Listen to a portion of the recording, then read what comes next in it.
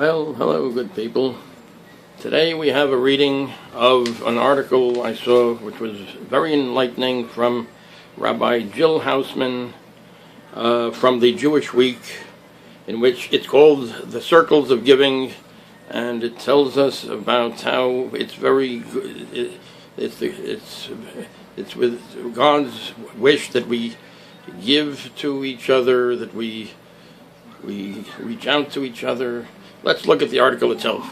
Let's take a look right now.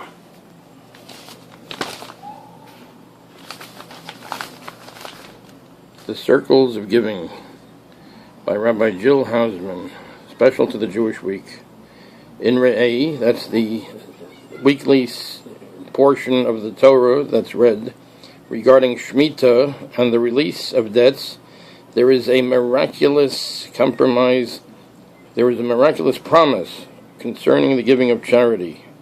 We are told, quote, "Giving you shall give him, and let your heart not feel bad when you give him." You should give the person that's asking for something, for a loan, even though the debts will be released later on. You should still give to the person. Giving you shall give him, and let your heart not feel bad when you give him, for because of this thing, God, your God, shall bless you in all your deeds and in your every undertaking. Deuteronomy 15:10. Rashi's translation. This verse is a window into God's spiritual universe.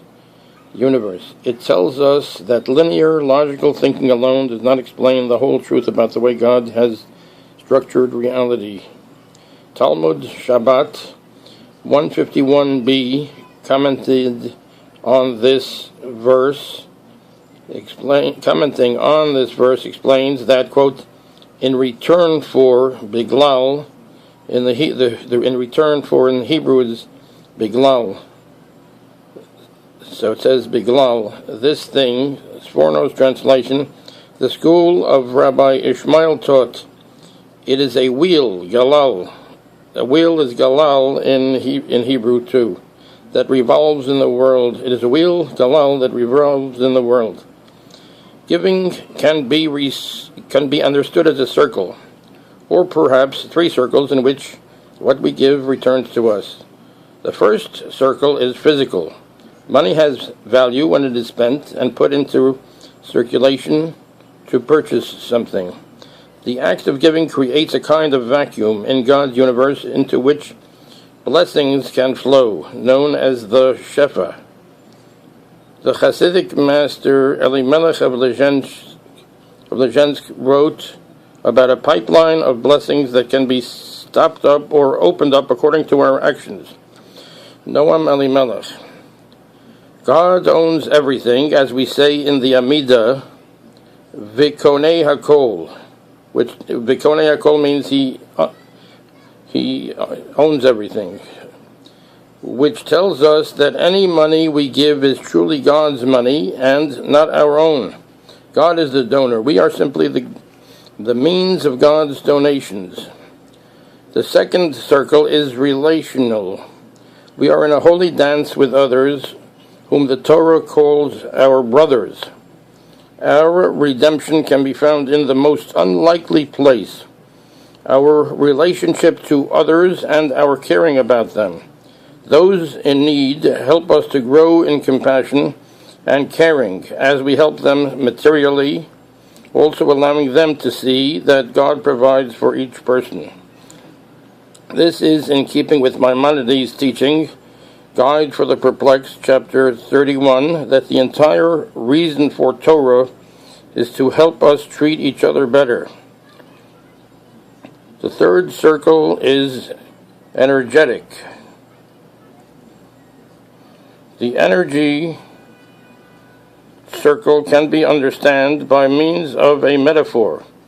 If life is a glass of water, and I put dark dye or dark energy into the water, life will look very dark around me.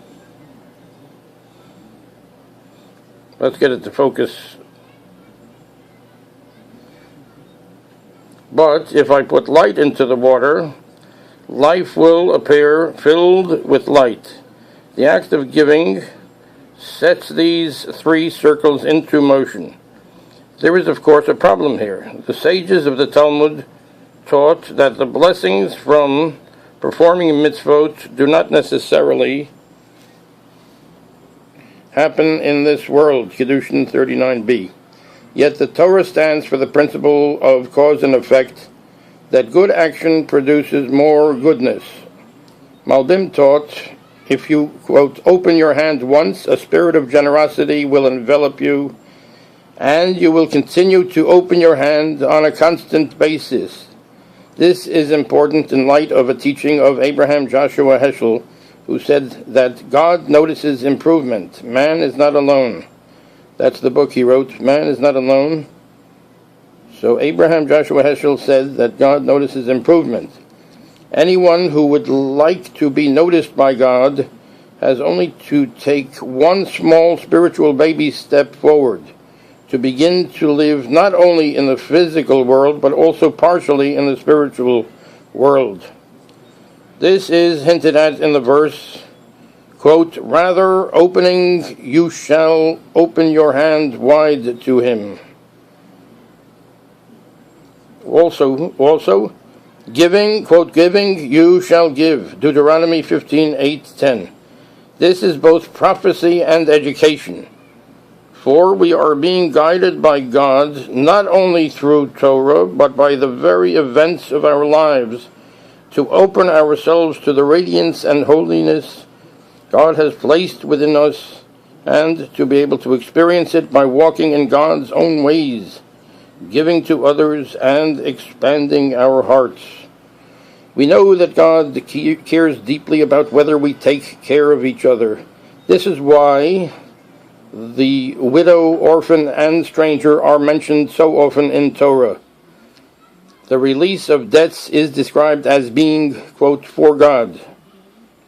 Deuteronomy 15:2. God, who must take care of each and every person, asks us to join the effort by becoming God's partner, one who helps him to accomplish it.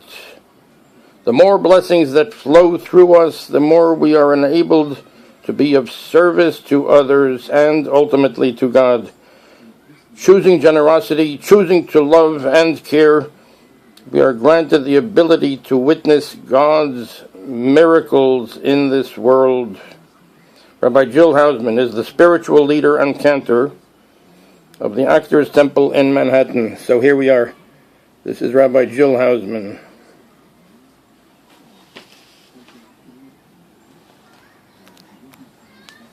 So as Rabbi Jill Houseman says, we are in a holy dance. People are in a dance with each other we have to try to benefit each other, to do the best we can while we are here, and to create positive effects for each other, for the people that come after us.